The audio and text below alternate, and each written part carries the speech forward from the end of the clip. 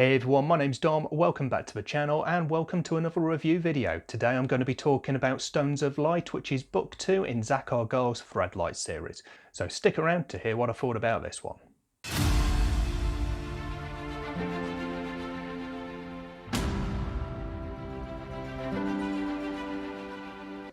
Okay, so Stones of Light is book 2 in the Threadlight series. It opened with Voice of War, which I read a few weeks ago, and I'll link my review in the cards just up in the corner there. I'll start out by covering a little bit of Voice of War, but I'm not going to go into much detail because obviously we're here today to talk about the sequel, Stones of Light. But being a follow-up to Voice of War, it does give us a natural place to start off. So Voice of War I thought was a really good opening novel for the series. It was a really interesting world. It had some really good characters and really well thought out characters as well. I said in my review I loved some of the interactions and I felt that I got some kind of character moments that I've not really seen in adult fantasy or any fantasy that I've been reading. So I really enjoyed the book. Definitely recommend it. Go check it out if you haven't already done so. So this second book in the series starts off almost immediately after events at the end of Voice of War. There's maybe a slight gap, but we're literally talking, if anything, days, possibly a week or two. So the main three characters from Voice of War all return here. We start off with Chris, who by now is the apogee. He is no longer in control of his own body. At the end of Voice of War, he eventually relented to the pressure that has been kind of building throughout the course of the whole book, and he let the apogee take control so he could save his family.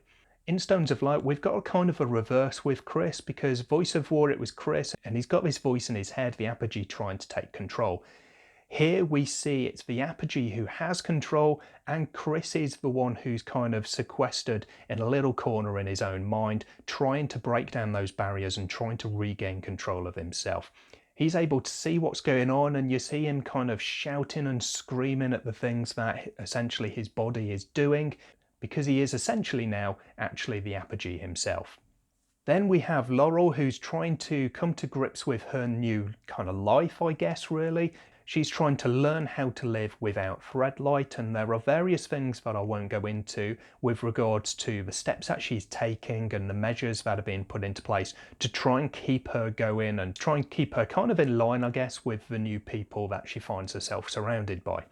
This is a completely different story to what we see from Laurel in book 1, because in book 1, one of the things that I spoke about with this character is the kind of borderline addiction that she has to Threadlight and to thread weaving, that's using the magic of Threadlight. And here, of course, following the events at the end of book 1, she finds herself without Threadlight, so she's now having to deal with kind of going cold turkey on that sort of borderline addiction that she did have. So that's a really interesting dynamic, one that I definitely wasn't expecting, but I really like how that plays out for her in this book. And then we have number 3 of this trio is Alvaro. Now Alvaro, I said in my previous review that I didn't really like him as much, because in Voice of War, Chris and Laurel and all the other side characters are well established by the time that we meet Alvaro. So for me, I found that there just wasn't enough time to properly get to know him and to like him as a character the way that I liked Chris and Laurel and some of the others. Here he has his own share of centre stage from the start. Like Laurel, he's got a completely different kind of outlook to what he had in book 1. He's surrounded by different people who are on a completely different path. And here he's having to deal with some of the things that he did in that first book, whilst also looking ahead to the future and what he's going to do to atone and set himself back on the right path. So the characters is definitely a good place to start off with this particular review, because for me, although there is a good plot here, there is a very defined plot and each of the characters has their own workings towards that overall plot, I thought that the characters again took centre stage because of the way that they are written. I thought was really, really well done.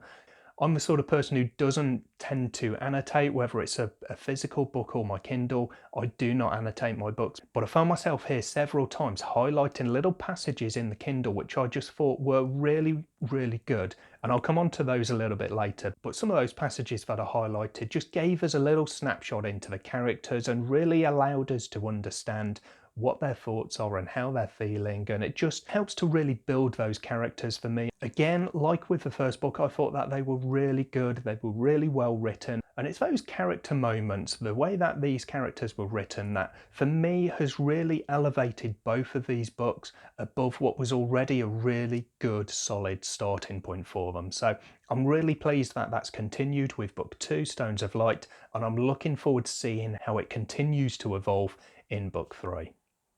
Now, the main character in book 1 was Chris, and I guess in one way it's difficult to call him a main character in Stones of Light because, as I say, at the end of book 1, he's been taken over and is not in control of his own body. So we get a completely different perspective, and we're just seeing kind of the mind of Chris as opposed to Chris himself and what he can do and the power that he wields and how he uses it. So I thought that was really interesting, bearing in mind what we got from him in the first book and what we already knew he could do. And here we're seeing a completely different side of him, and that was really interesting for me. His storyline, for me, didn't really get going at first. I found that because that was kind of the driver of much of the plot, I was moving along quite quickly through it, but I wasn't enjoying it as much. I wasn't quite as invested, thinking that this is a better book than the first one. Maybe 20 or 30% through though, that started to change for me, and I actually really liked the build-up that we'd had with Chris at the start and where that took him as the book started to gain pace. That was definitely well done for me, and he does remain as one of my favourite characters, definitely in the series, but he's actually becoming one of my favourite characters outside of this series as well. So huge props to Zack Argyle. That's really pleasing to see in itself. The character that for me did seem to take a bit of a backseat, this time it was Laurel's turn. I found that I still enjoy her character. She's another one who really stands out because of the way that she's written. But here I found that her storyline just had that little bit less precedence over what else was going on. Part of that is because of the events that are happening and the effects that they have on Laurel. So she does spend a little bit of the time taken out of the story, and obviously I won't go into the reasons for that to avoid spoilers, but again, it was actually well done. It did introduce new elements to us, and again, this helped to give the idea that everything is nicely thought out, nicely planned in advance, and it starts building up these moments for us that we know are going to pay off as the book progresses, or potentially if they don't, they'll be in the next book. So even though I really enjoy this character and she was taking, as I say, a bit of a backseat, I still really enjoyed her storyline and the sections of the book that told us what path she was on now and the decisions that she was making and the little twists and turns that she was encountering as she went down that path. And then the third of our main characters, Alvaro, really grew on me in this second book. I know a lot of people I've seen from their reviews of Voice of War that they really enjoyed Alvaro, and I've already said that I wasn't one of those because I just needed more time to get to know him. And that's definitely what I got here because, once again, Alvaro is part of the main crew from the beginning. He's now taken a completely different path to the one that he was on in book 1. He was kind of forced down a path. One thing you could see towards the end of the first book is that he definitely didn't know what he was getting into. He wasn't really comfortable with what he was being asked to do or forced to do. And that's where we saw him break away from that path at the end of the first book. And that's where we see him here in Stones of Light. He's now with the Zeta people. They are trying to find a new home for themselves, and he's essentially becoming part of their community. He's doing what he can to become accepted by them, if not necessarily liked, at least accepted. So because of the hand that he played in the destruction of the Zeta home, he's trying to do whatever he can to show that that's not the person he is. It's not the path that he's set himself down. But at the same time, he doesn't necessarily know for himself who he is. So his new pathway is definitely one of exploration as he's trying to find out the type of man that he is. He kind of feels that he is destined for greatness, but he doesn't know what that looks like. He doesn't know how he achieves that. And in this book, we definitely see him moving further down that path and starting to make the decisions that kind of justify that feeling that he's got, that he is definitely worth more than he is so far shown. So the character work here continues to be really top notch. It grows, it builds on what we saw in Voice of War, and I'm really pleased that that's continued and that we're getting so much character depth. But most of all, for our main characters, we're seeing new levels to them without also losing track of the characters that they're surrounded with. So I'm really enjoying that part of this world. In terms of the world itself, we've already really seen kind of a geography of the world in Voice of War.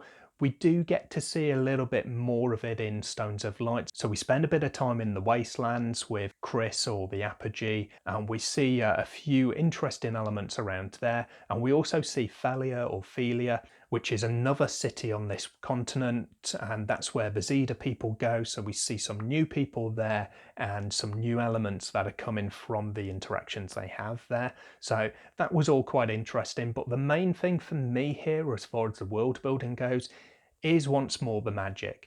I do have some questions, or I guess I did have some questions with regards to the magic. There are some elements that we see in book one that aren't really explained.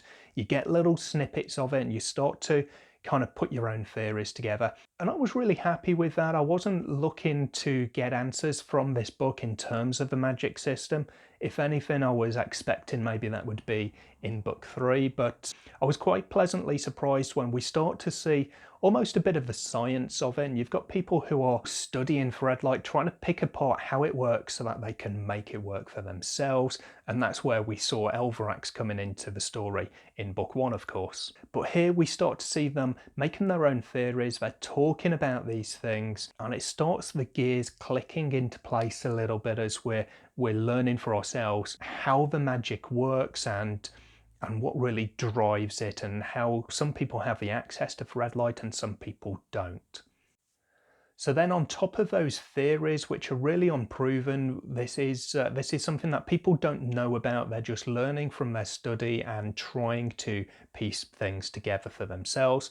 We then get some confirmations of actually how the magic does work from people who actually know how it works. So we're not talking theories anymore, and they build upon these theories though that the other characters have made. So I really liked that, and I liked how it gave answers to questions that I wasn't even asking at this point. I was just enjoying the story and waiting for those answers to come along, probably towards the end of the trilogy, towards the midpoint onwards of book three. But here we are in book two, and we're starting to get some of these answers already, and I really appreciate that, and I like the way it was done and how it actually gives us there in book two a new dynamic on the magic system, but also a new dynamic on a couple of the characters, which is going to be really interesting as we move on in this story. And then to the plot. So I've said that I didn't really get along with the plot early on. I felt that it took a little while to get going, but it was 20, 25, 30% through that things just really started clicking for me, and I became really invested in it. So I guess in the addition to plot one, we've had a bit of a kind of fork in the path, I guess, and we're now looking at some different elements. So we've had the core seal has been broken at the end of book one, and here we get to see what are the ramifications of that. And again, this is something that kind of hits us twofold. We start to see little things first of all, and then all hell breaks loose, and we see actually these things that we were seeing previously is because of what they did in book one. So that was definitely a plus part for me. We also explore some of the lore as we're dealing with the Zeta people, kind of going back out into the world. They've been hidden away, looking after the core seal itself and protecting it. But over in Philia, we do get to find out a little bit more, both through the eyes of the elders of Zeta and also through the people who are already there in Philia who we're dealing with. And they've both got very different viewpoints on this and on some of the factors that we've already been introduced to with the amber eyes and the black eyes of Alvaro. So that again gives us a whole new dynamic on those particular parts of the storyline. So again, this gave us some really interesting scenarios, and it gave way to one thing that we didn't really get much of in book one, and that is big battle scenes. So we got to see some of this with Chris in book one, and we get a continuation of that with him in book two, but we also get much more than that. We get to see proper full-scale battles, even though they're not necessarily the normal type of battle that we would expect. But I really liked that. It's an element that I've seen in a couple of different books. You can only do this if you've got the right storyline set up. I'm obviously not going to talk about specifically what we're dealing with here, but I really enjoyed the way it all played out, the different scenarios it gave us and the different ways that our characters dealt with these scenarios. And it did open up kind of literally a whole new world for us to explore as far as this world and the magic and the ongoing storyline goes. So let's talk overall views then. So Voice of War I gave 4 stars. I was very impressed. I really enjoyed this book and I had high hopes for book 2. It got 77% on my weighted scale, which again is a really great score, especially for an opening book. In terms of Stones of Light, I also gave it a 4-star. I felt that it was a bit of a step up, but it wasn't quite a 5-star read for me.